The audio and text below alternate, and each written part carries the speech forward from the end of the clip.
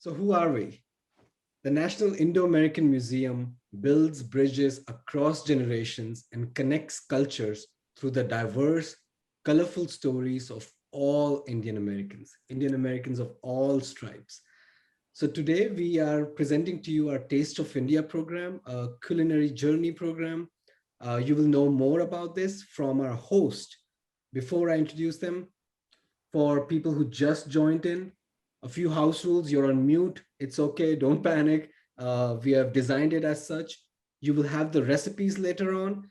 And during the show, if you have any comments, any questions, go off on the chat box. Feel free to chat with each other. Feel free to chat with us. Feel free to ask any questions. Now, our host for today, who has graciously joined us in the last moment, a lot of you must have seen in the posters, the host was Sandhya Dandamudi. Unfortunately, due to some circumstances, she could not join us today. But we are equally fortunate to have, at the very last moment, to be honest with you, Nita Gangwal. Now, why Nita? Because she has been for years and years a very generous volunteer, supporter, and overall friend of the museum. Nita has been an ESL teacher for many, many years. I met her during another program of the museum called the Gandhi Peace Program. That's a separate event. We will talk about it later. But Nita has volunteered us with the Maharaja exhibit at the Field Museum and so many programs, ethnic dialogue. And now she's here supporting us for the Taste of India. I am going to let Nita hear. Nita, thank you for joining us today. And here you are. Take it from here. Thank you, Jitesh. It gives me great pleasure to be hosting the third episode of the Taste of India series on behalf of NIAM. A big thank you to our presenting sponsor, the US Bank. NIAM is a living museum, and its focus is to encourage visitors of all ages and communities to learn more about the Indian immigration experience. And we have almost 5 million Americans of Indian origin. And the focus of NIAM is to enlighten audiences with those stories, immigrant stories from Indians and how they got here and how they live and keep up their traditions, yet blend in with the American society. So it's a living museum. It's not a brick and mortar museum at this point. And as part of this endeavor, we used to conduct the street food walk on Devon Street, where we took visitors on a guided tour of Devon Street, exploring the grocery stores and shops, and focused on the Indian immigrants living in the Devon Street area.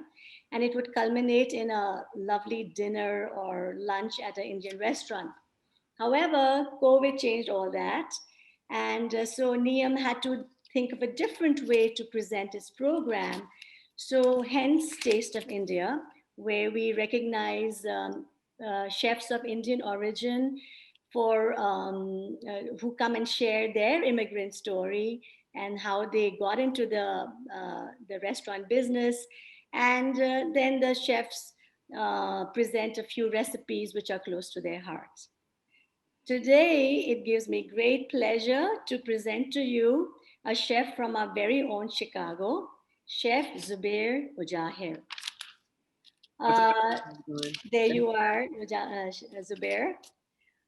Zubair has worked very successfully at the Pump Room in Chicago. And then he went on to work in Thomas Keller's Michelin rated Napa Valley restaurant called Bouchon. And you may have heard of Gagan, an outstanding restaurant in Bangkok, Thailand. Zubair has had experience there too.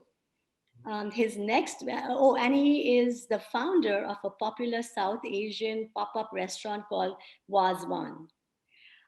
His next big venture is the opening of his new restaurant called Aman, which is opening up. Well, according to the Eater, it's the most anticipated restaurant opening in Chicago this year. So we're all eagerly waiting for that opening. But before that starts, we thought we'll give you a glimpse of Zubair and give him an opportunity to explain to us his immigrant journey and his culinary journey. And we look forward to a wonderful session with you, Zubair. Absolutely. Thank you guys so much for having me. I really appreciate it. And then quickly, yeah. So the journey is kind of wild, and I'm sure we'll kind of discuss it in the coming minutes. But it's I was born in Chennai. I grew up in the Middle East in Doha, like a lot of Indian immigrants do before they come over here. But essentially, Dad worked in the oil industry in the Gulf, um, and we would go back to Chennai all the time. And Aman was actually the house that my father built in Chennai, and that's why this kind of this next step that we're taking as kind of transitioning from a pop up to a real brick and mortar restaurant. It was only natural to kind of just dig deeper into my history in regards to my family's history coming here, but then also, really giving a nice snapshot and bringing the world of being in fine dining French fine dining as an Indian chef. And then eventually, as all Indians do, we always love to eat somebody else's food for a very long period of time. And then we realize that our culture is much richer than theirs, right? So that's something that I went through as well, because as a young Indian chef, you're always obsessed with French food, you're always obsessed with Italian food. But then, growing up with your mom, you always take that for granted. And so I started to notice, I'm like, hey, they have French sauce is 4 ingredients max. And here I am watching my mother cook something, and it's like, she's not measuring anything, right? So it's just being thrown in. But like, it's like an art by itself, right? Like when Grandma gets plates like that dessert Eleninia, that's basically watching Indian's mom cook is basically that, right? So it really kind of drove me to look deeper into my own culture. That's why Wazwan exists. And a brief history on Wazwan. The word is Wazwan is from Kashmir, which everybody knows, right? So it's like, what's the saying? It's a heavily disputed area for those that don't know between India and Pakistan. But like most heavily disputed areas, it's full of beautiful people. It's full of beautiful cultures and scenery, and it's really important to focus on the people that are in those regions rather than the political, kind of turmoil that surrounds it a lot of times. And so for me as an Indian chef working in a French restaurant in tasting menu, when I came across Wazwan, it was it blew my mind because it was the word Wazwan means multi-course meal. So in one seating in Kashmir, you would have 36 courses served to you, in waves of food. And so for me as a chef from the fine dining world, I was like, that's a tasting menu before tasting menus existed in France and in Europe. Because if you look at the history of tasting menus, those came with the traders that went through the Silk Route through Kashmir into China, and then came back experiencing those cultural traditions in Asia and Southeast Asia, where they had multiple rounds of food. Because before that, Europe was just throw a bunch of meat on a plate, everybody get drunk, and let's just eat. So it's like now when they came back with some of that. I have no shame in I'll take full credit as an Asian, as a South Asian for the tasting menu. But it's just fun to kind of see how the world changes. And so some of the dishes that we'll be doing today, 3 of them that are pretty close to my heart. The first one, and we'll kind of be simultaneously multitasking as most cooks have to do at home. So we'll be cooking our famous THC Sando, which was rated one of 9 best fried chicken sandwiches in Chicago. So this is a tandoori fried chicken that we have marinated that we'll walk through.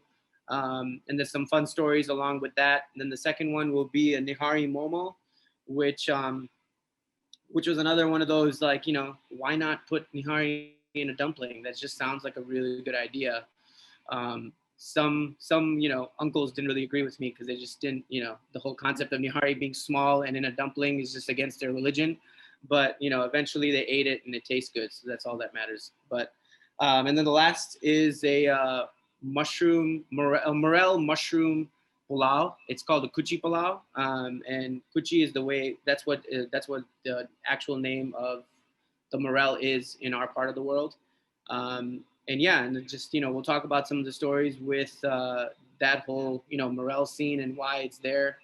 But yeah, thank you guys so much for coming, and then we'll get started here. So we're gonna first. Any questions before we start? There is a question actually. I Already think, will people are we queuing. ask that later? maybe? Uh, Well, quickly, where will your restaurant be located in Chicago? Oh yeah, the restaurant is going to be in Ukrainian Village at 1934 West Chicago. So it's right past Damon, basically on Winchester in Chicago. Okay. Thanks, Zubair. We're really looking forward to these exciting innovations you've come up with. I love the twist to everything. So, Yeah, absolutely. I mean, the most important thing is always, with chicken and especially fried chicken, crispy is the way to go. And so what we do with our chicken, and I'll walk over here, is that it's really important to dredge it and then layer it with parchment, right? So I'll show you some of the. So we basically have the chicken that's parchment and layered into the deli. What that does is actually soaks in the adrak lasan. So the chicken is marinated in garlic, ginger, and then the whole banter of spices. Mainly chili powder, garlic powder, onion powder, some paprika, and chili powder. I'm sorry, and coriander powder. The full recipe for that spice mix is going to be included in the emails, so you guys can definitely refer back to that. But what the technique with really packing that meat in with the flour and the garlic ginger is the moisture combines with the flour, and then what you have is just something that's super super crispy at the end, which is so important. And so we have that going. Let's drop one in the fryer, and then we will make the aioli to go with it. okay. So I didn't know that parchment helps. Oh, parchment helps a lot, yeah, because it basically forces all of the moisture to stay in. Wow, that's good to know. So we've got the chicken down, and fun little story with why. Actually, you know what? Let's do the sauce first. So Okay. for the One quick, what kind of oil are you using, Zubair? canola oil, Canola oil. Okay. yeah. In the restaurant, most of the time we always use canola oil just because of just allergy reasons and like different kind of not using beef tallow or anything like that. So we go with canola just so you get the best possible end result is the best. For the sauce of it, so it's really funny because this chicken sandwich, it really wasn't something, a lot of times with food, and I'm sure you guys know at home, and then it's not really that much different in the restaurant where sometimes you don't really put a lot of thought into things. You just kind of do things and it just comes out delicious. So a lot of times when I tell the story of the tandoori fried chicken, people are just like, how do you come up with it? And it's just like, well, we had 4 cooks that were really hungry. We had chicken, we had flour, we had spices during like really like a research and development kind of session before we ever sold a ticket. And this chicken was basically the dish that I served these guys while they were on their break. And it ended up being there. Just looked at me like, "Yo, chef, we got to do something with this chicken because it's really delicious." And so that's where the whole tandoori fried chicken came from. And Yeah. it started off as a anchor on our fine dining menu. And so when we were there, what we decided to do from a sauce standpoint, because everybody does raita with desi food, it's like not really our thing. So what we actually do is a mix of, and I'm going to show you guys. It's called the gochujang aioli, right? And so this is mayo. You can find your chili oil anywhere. I love H Mart just because you get a lot of great chili oils in H Mart. You have sesame seed oil, and then the beautiful gochujang. This is literally 3 ingredients. You can find them all at H Mart. You just combine all with the mayo, and you're good to go. Super flavorful sauce. Okay, so these, I'm sure, we didn't quite catch all the things you demonstrated, but they'll all be in the recipe. Absolutely. And tell us where H Mart is. We don't know where H Mart is. Is it in Chicago? Oh, H Mart, yeah. H Mart is a very popular Southeast, it's basically a Southeast Asian store, so you'll find a lot of great things at H Mart. They have some in Niles. They have, if you're in the Loop, it's on Jackson, Okay. Jackson and like Jefferson. So they're really great. Okay. I love them a lot. So let me put our bun on here for toasting.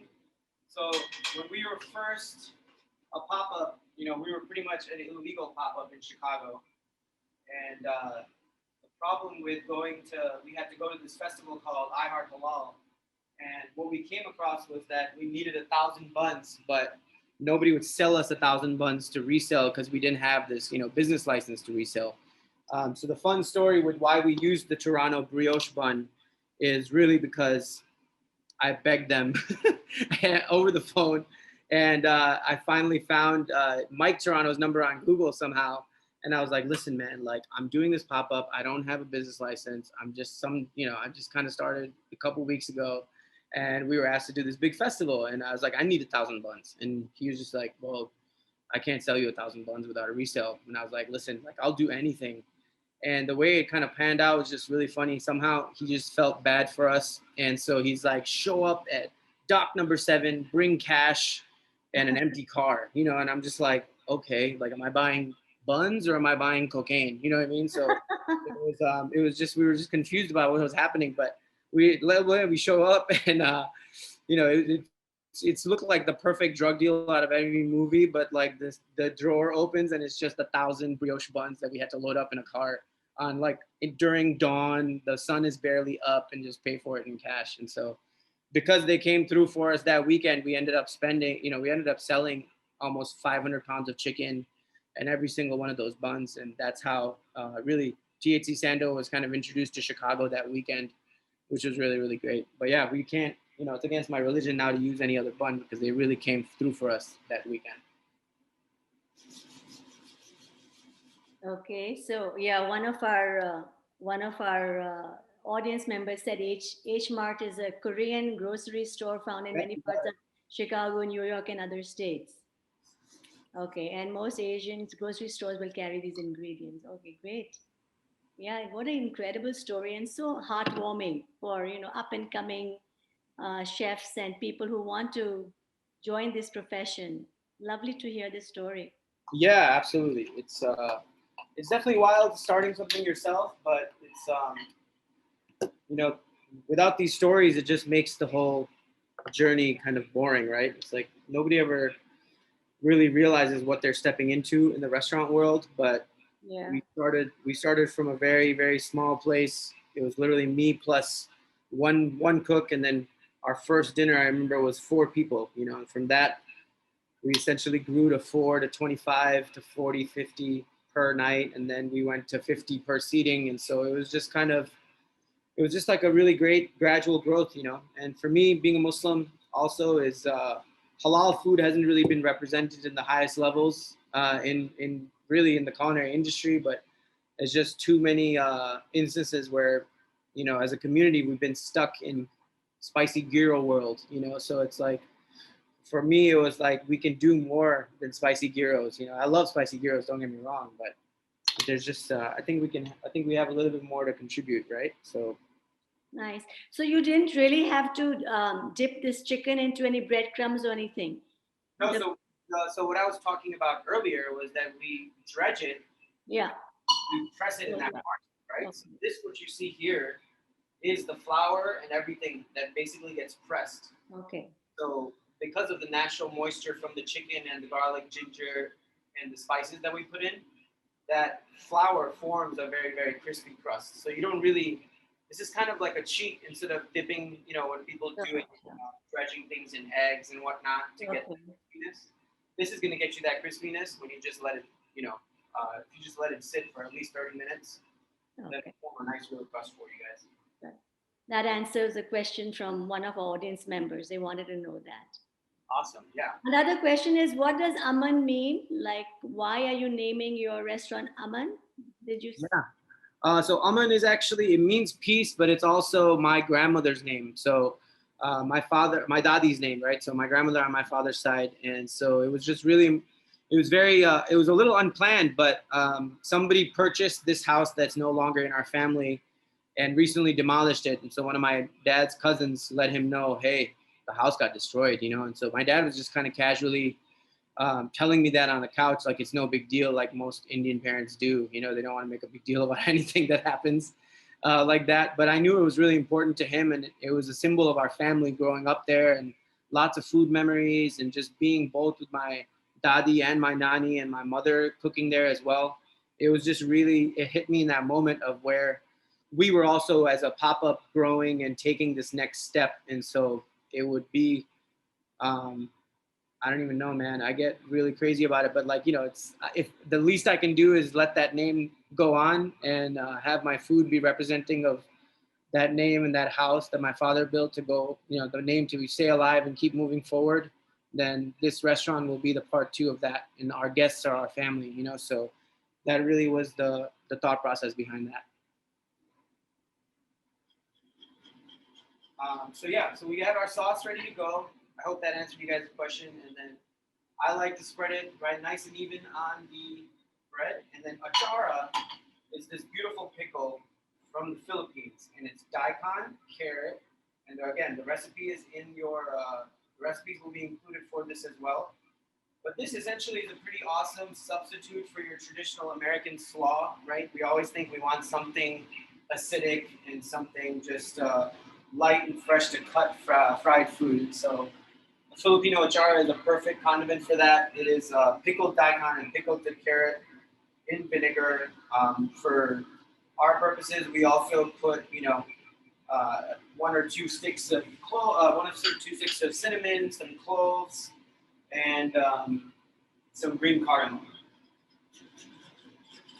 So that is on there for you. And the last one is this honey butter sauce, right? So we actually get our honey butter from Heaven's Honey. These guys are really, really great. So this is a, let me show it to you guys here. So Heaven's Honey is really beautiful. It's a locally owned company that's all from local bees and local bee farmers in the Midwest, mainly Illinois and Wisconsin. And they've been providing us honey for the longest time. So for this last step, for this sandwich, we'll drizzle the honey on top of the chicken.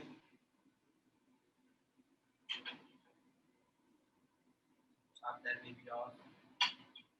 And there's your tandoori fried chicken sandwich. Wow, looks delicious. What a lovely alternative to a Kentucky Fried Chicken sandwich. So you guys know, we're going to do momos next, but I'm kind of going to show you what we have going on the stove here. So this is, let's talk about the kuchi pilau for a second. So we have golden oyster mushrooms here. We have morel mushrooms, baby black trumpets, and maitake mushrooms. These are really, really great mushrooms, and I think Desi food is not representative enough of how great mushrooms are. Because, I mean, I don't know about you guys, but growing up, my mom didn't really use mushrooms in cooking.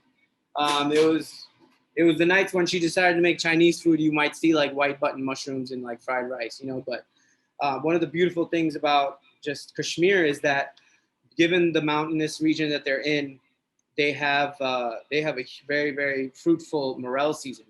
And so when we came across the morels, it was just really inspiring because in a French kitchen, you know, morel is the top of the mountain when it comes to mushrooms. You know, it's really revered. You'll see people stuff really morels with anything, foie gras, more black truffles, things like that. And so in French fine dining, it has this stature.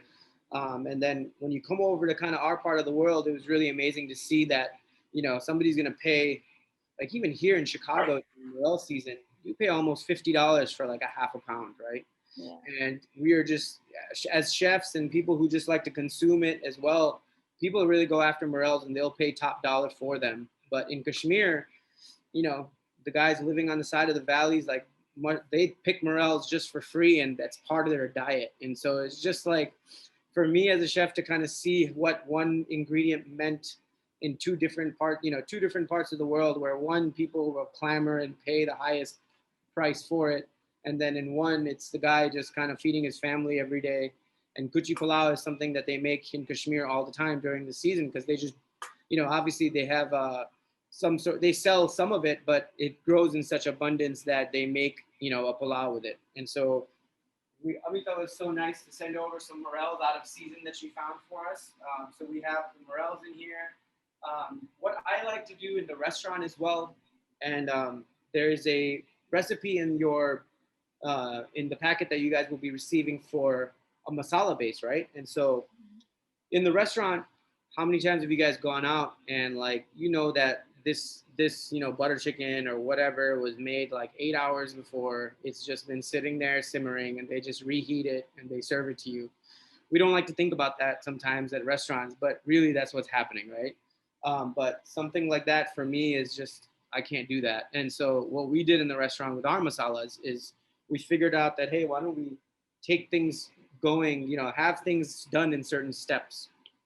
And so to make this fresh, we have a masala base recipe. So that is going to be in there for you. It's onions, tomatoes, like how you build a masala usually with the spices. And then this is also a great kind of hack to have at home if you're cooking for your kids or your family, and like, hey, you don't want to build it from scratch every time. Masala base is something that you can freeze. And really, when you want to make butter chicken or chicken tikka masala or anything else in the book, you pull out that base and you build your sauce, and it's really ready to go. So here we have our masala base that's simmering in those beautiful mushrooms, as you can tell. And I like to always hit a little yogurt, right? So I'm sure everybody here, or most people, have eaten biryani and pulao before. It's a very, very similar concept to that. So you're really trying to get a nice, what do they say, yakni, right? So you build a nice yakni, which is the nice base of the sauce of what's happening. So we want to add the yogurt at the end. We've got spices in there. We're going to let that simmer. And here we start to set some foundations for our rice. I like to kind of cook rice maybe 80% and then start layering it.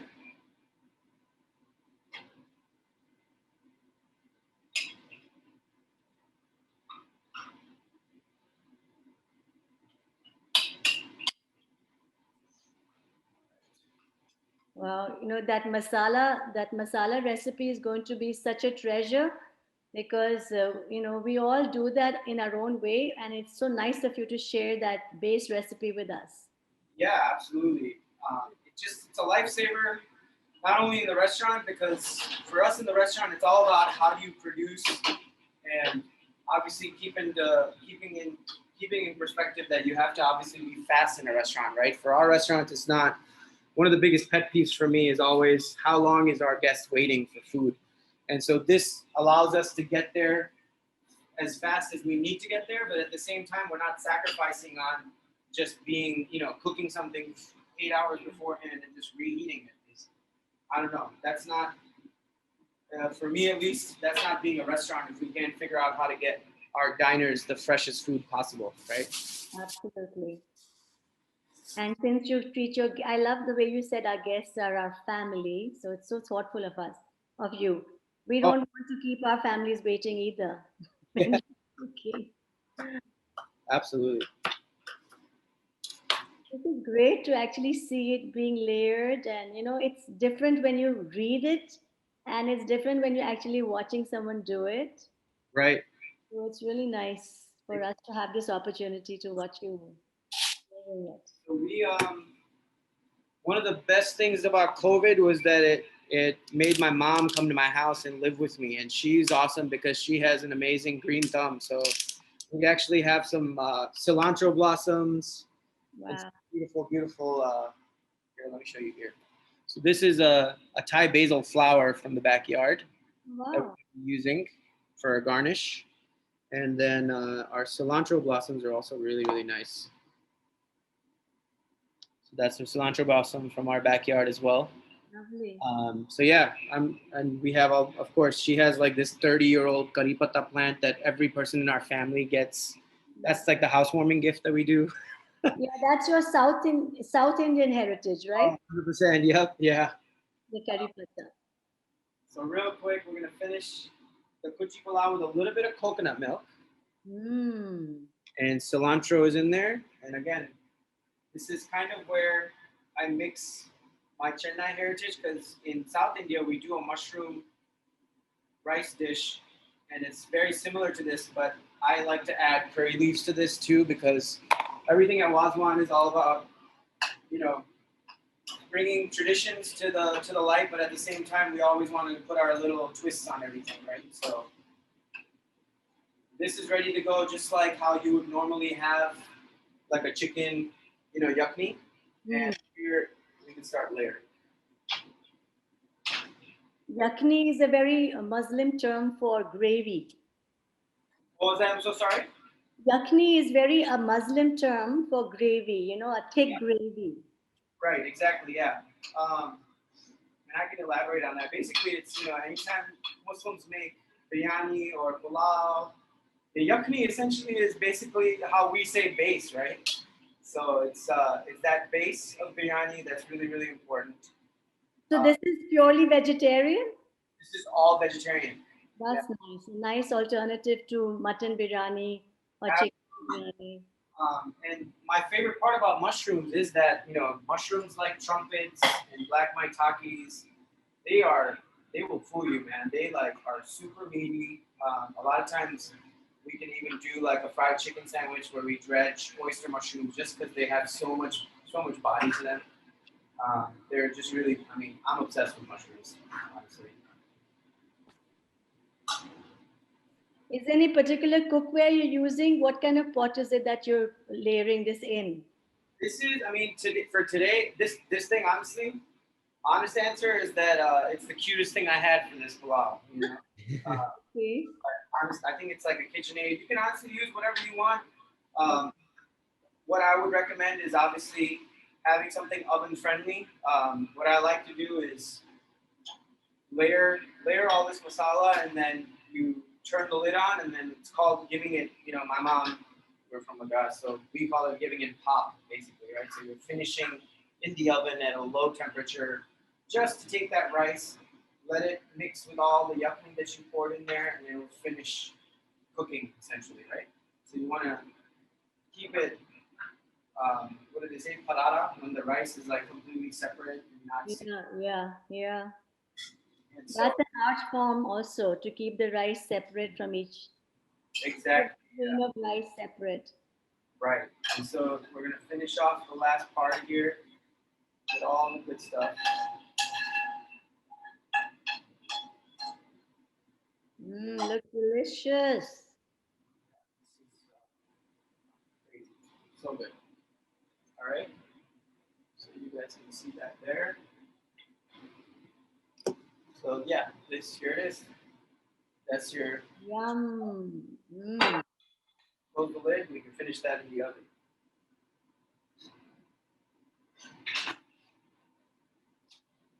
All right. Any questions, guys? Any questions from our audience? And how long do you cook it in the oven for? This is gonna finish for about 5 to 7 minutes. Oh, nice. Yep.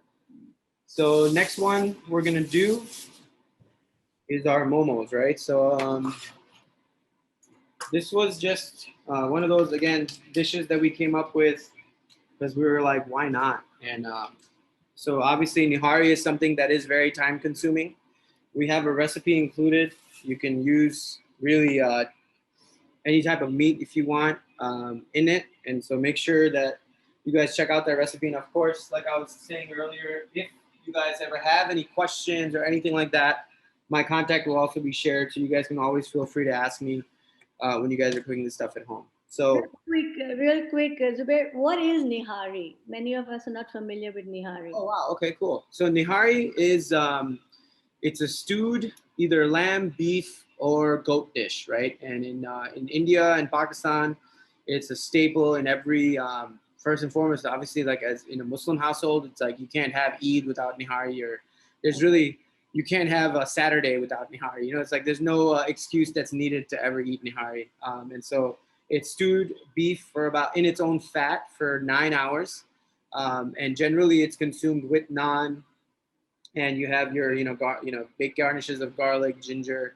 So it's just super super delicious. It's really really homey. And so when we thought about Nihari, we're like, how do we present this in a better way? And that's why momos.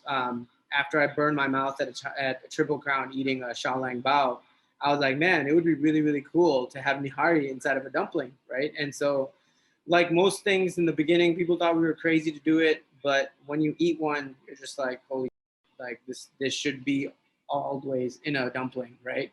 And so the trick of doing it is we cook the nihari, and I'm going to show you guys the mix. So I cook the nihari, and because of the fat that it cooks in, and I'll flatten it out so you can kind of see it. When you have it, pull all the meat and congeal it in the fridge. Now it's cold enough for you to actually work into a dumpling. Okay.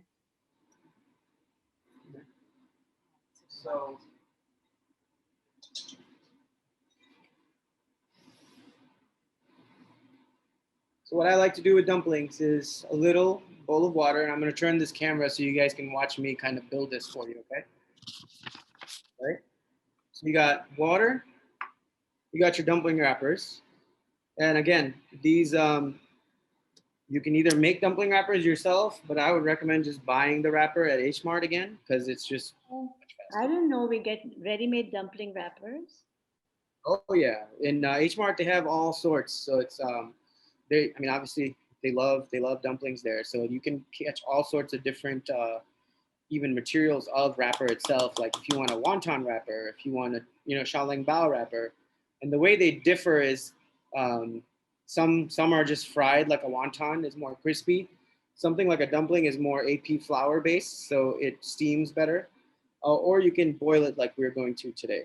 So what I like to do, there you go. And what is this dumpling wrapper made out of? What flour is it? Is it This rice flour or? ours is all-purpose flour, Okay. right? So And this, the recipe for nihari is also, the stuffing is also included, right? yes, it is. Okay, thank you. Cool. So what you want to do is have this, right? Dip your finger in a little bit of the water, and you get just the outsides.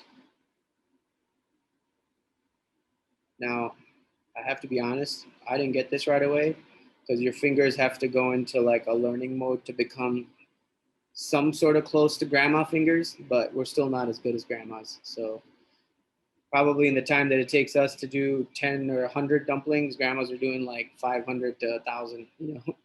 So you fold it over, right? We just did a half moon with it, and apply a little bit of pressure right there to the actual filling.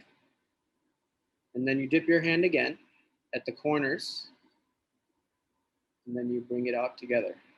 Oh, how lovely. So when you do that, you get this beautiful shape, right? Yes. So we'll do that real quick so you It's, guys can see it's it. like a tortellini, it's Yeah, very similar. It's again, I think the age-old argument is who did pasta first, and we always say Italians, but it's actually China was doing noodles and pasta almost a millennia before it went to Europe.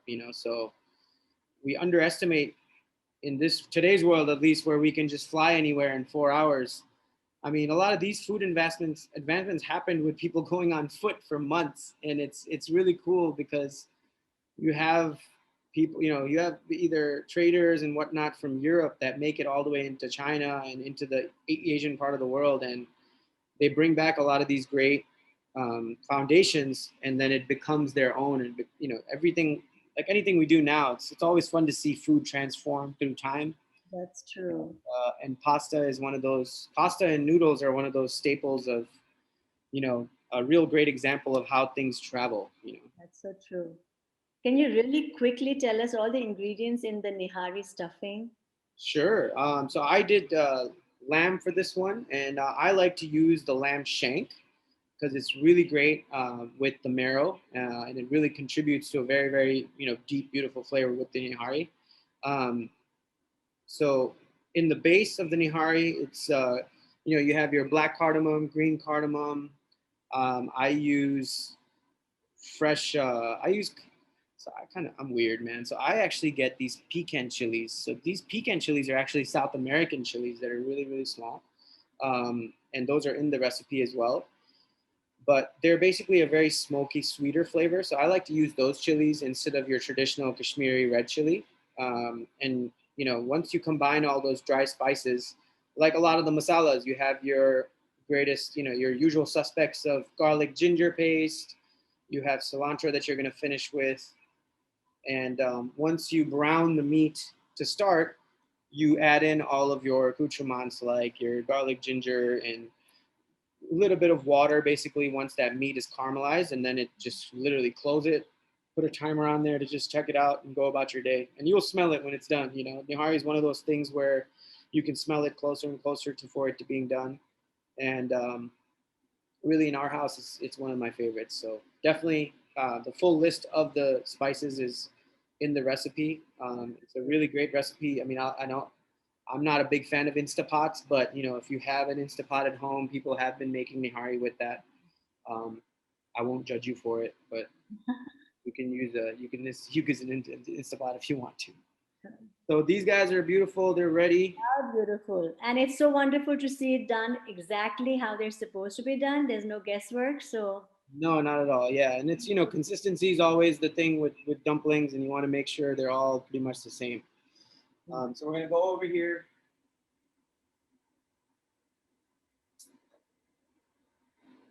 Turn our water up. Just like pasta, you want to season your water when you boil dumplings or cook dumplings, essentially. mhm. So you put some salt in the water? Absolutely, yeah. I always like, my chefs in Busan used to say, make sure your blanching water is always salty like the sea. You know, so it has to be salty like the sea, and it affects, you know, flavor. It affects cooking for the actual dumpling dough or pasta dough, whatever you end up cooking in that water.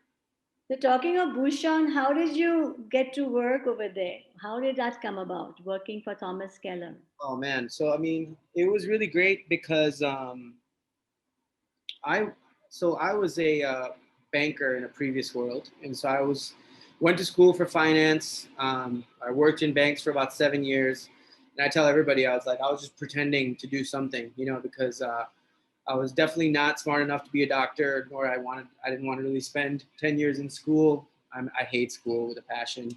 And so it was, you know, high school was just like a torture for me. And then I got to college and I was like, are you serious? Like, I got to do this again. But you know, having Indian parents, you either become a doctor, engineer, or you better go to work in like a suit so it looks professional. So I was like, I think I could find a job that requires me to put a suit on.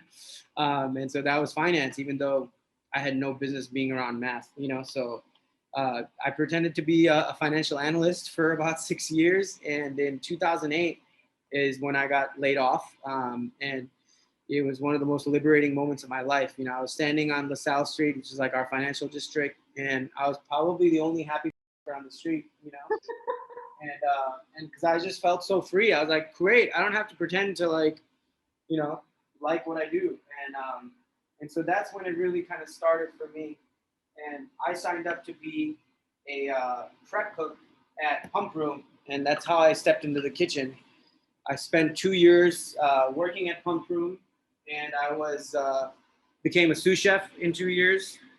And once you kind of hit this anytime you're anywhere, you know, you kind of hit this ceiling of like I can't accomplish more. And so that's kind of where, after I was a sous chef at Pump Room, I just didn't see myself doing anything more exciting. And so it was really, I decided to randomly go to California, just because it was always a dream of my wife and I. And I was like, hey, let me just stage to see if I can even get a job there, right? So I went to Napa Valley, and going to Napa from Chicago is like going to Narnia. You know, like you get produce in alleys here, there.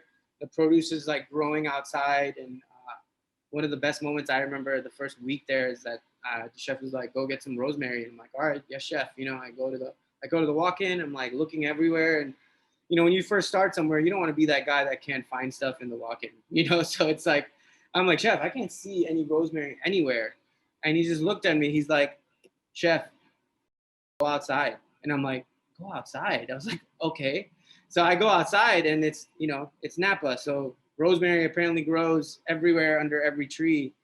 And it was one of those things like, you know, it's just in California, the farmer comes to your door at the restaurant and just drops off vegetables for you, and you have to work from there, you know. So it was really, that's the way I found myself at Bouchon. You know, it was a challenge. It was super French, but it was also a big part of, it's like as chefs, you want to be in places that just kick your ass, you know, because you remember those places that really mold you in the beginning. And because experiences like that, I come back and, you know, any given night doesn't really phase you anymore because you've gone through the crazy of, you know, Napa Valley, like wine, you know, people coming off of a wine tour, and it's like afternoon every day you do 500 covers, meaning 500, you know, people and reservations for lunch, 500 for dinner. And so when you're going to go through that, it's like, you know, you kind of go through this gauntlet that really it's based a foundation for me as a cook for sure. Wonderful. Great. It's so good to hear these background stories. Those are as animated as your cooking. All right, so these dumplings are ready, guys. So what we're gonna How do? many minutes was that? This was 5 minutes, Okay. and you know because they're floating, right? Hmm.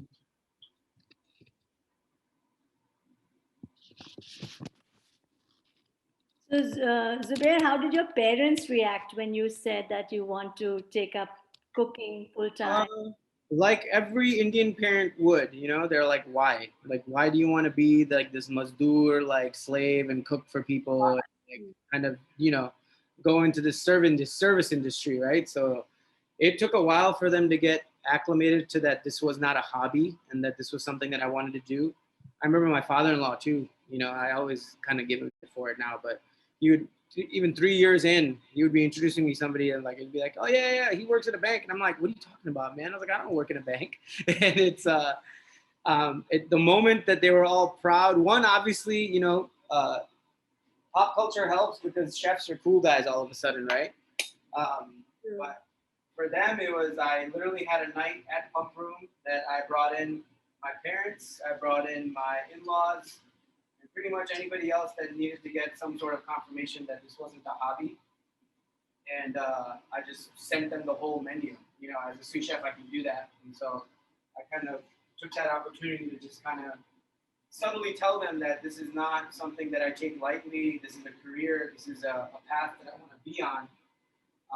And really, after that moment, I didn't really hear anything else about it. You know. Wow, wonderful. Is your wife a cook too? Is she also in the same? Absolutely not. I don't think my wife's cooked in like 3 years. And my mom will tell her that too, or lets her know for sure. But my wife's awesome though, man. She doesn't need to cook. I got that cooking covered. You know? Good, lucky woman. Yeah. No, she's amazing. I wouldn't be here without her. All the crazy, you know, she married somebody who had like a salary and went to work in a suit, and then all of a sudden now is wearing chef shoes and getting paid $11 an hour at my first prep cook job. You know, so thank God she didn't leave me for that. So it was, you know, I owe her all of the success of Wazwan is nowhere without the wife for sure. Wonderful. What a lovely thing to hear. So we have let me show you guys our dumplings right there, right? And you know what? I'm gonna plate it right here so you guys can see. So Perfect. Very good.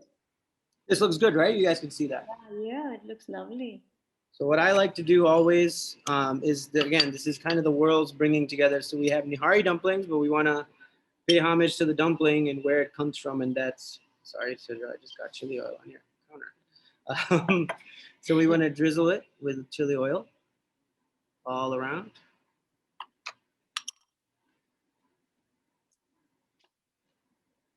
A little dash of sesame. Right. Sorry, messy. I'm just excited to eat this. Oh, this is gonna be good. We will get some cracked. Unfortunately, I didn't read the one. Some peppercorns. Mm-hmm.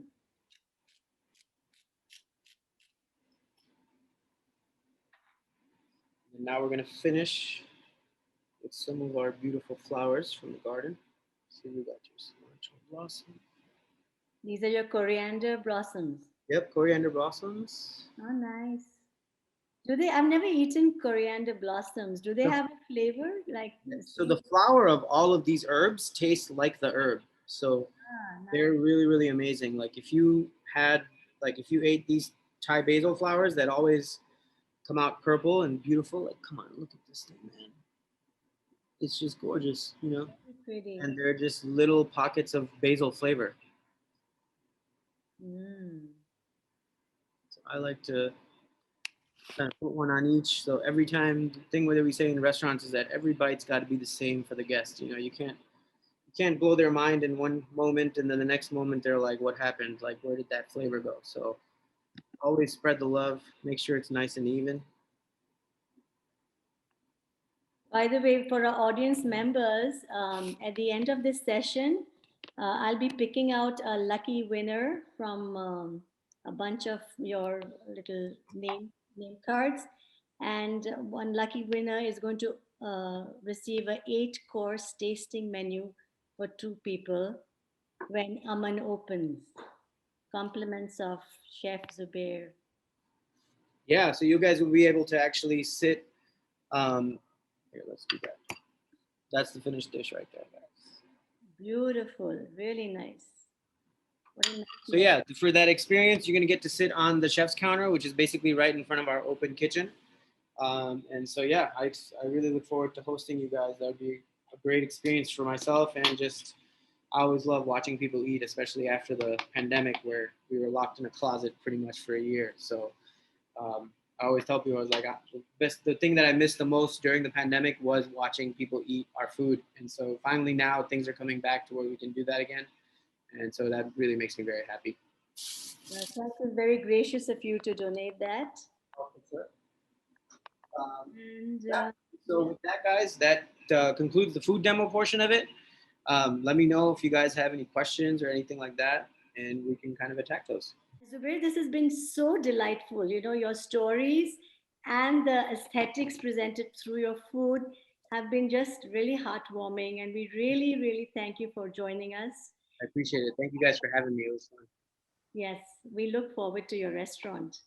The And question so, to when is the when is the restaurant restaurant opening? opening? Like Zubair said, early August. He hopes for it to open early August. And I think you'll be having a lot of takers. Well, I Okay, can't wait. describe. I read a little bit about it, Zubair. Your restaurant is going to be more casual during the day and more formal during the evening. Is that the plan? Exactly. You know, the breakfast and lunch once we open up is going to be a little bit more of a homage to Chennai, and bringing a lot of great things from South Indian breakfast. Like every Sunday in my house is dosa, but my mom only makes the best dosa I've ever had. But we're basically joining one of the menus or the dishes that's going to be on the lunch menu is we're going to do a.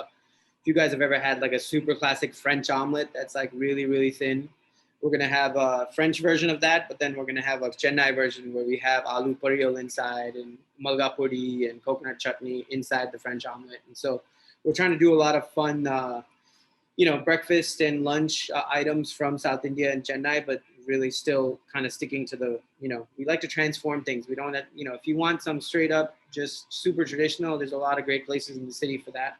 But for us, we're always trying to push the envelope and do something different. So yeah, during the day it'll be a more casual look. At night we're gonna do a la carte plus tasting menu, um, and then we actually blew out a window into the kitchen. So once things kind of really open back up and they're safe, we're gonna have like a really awesome one of those like auto rickshaw like lorry murals on the outside from the kitchen, so it looks like you're looking at a food truck from India and Pakistan. And so we're gonna have late night street food going out of the window. Oh wow, that's awesome! And by the looks of it, it looks you're very sensitive to vegetarian needs too. So you'll probably have a nice Yeah. representation of vegetarian. Absolutely, yeah. I mean, one of the weird things about being Muslim and South Indian is that we don't eat like our cousins up north, where vegetable is kind of like a side dish condiment, and then everything else is meat, meat, meat. So we actually have a very strong vegetable kind of vegetable cuisine that we use in our daily lives too, when it comes to food for my mother. So That's wonderful. And to all our audience members, if you enjoy this program, please do donate to NIAM at any amount of your choice. Hope you've had a wonderful time with us. We surely, as hosts, really enjoyed having Zubair with us. And Next up will be Aman. Awesome. Thank you guys. Appreciate it. Thank you. Thank you so much. I really want to thank Zubair, especially for working so hard and even with the pre-preps and everything. And he has sent me the recipes, which you will have in your email. Thank you, Nita Gangwal, for being such a sport and handling this pretty much like a pro. To our audience, the final thank you goes to you. Thank you for joining us. If you love our events, if you love this event, if you learned something, if it entertained you, please consider donating a small amount or a big amount. We'll take your $100 to the link that's in the chat. I will also send the link in the email. Any money that we receive through you will go to producing similar programs like these. NIAM is a nonprofit and we depend on your support for this. We like to thank our sponsors, especially US Bank. Thank you for making this program a reality. Zubair, we really, really, really look forward to Aman. I know I will be on the guest list. So thank you so much. Thank you for joining us. And I will see you guys in the next one.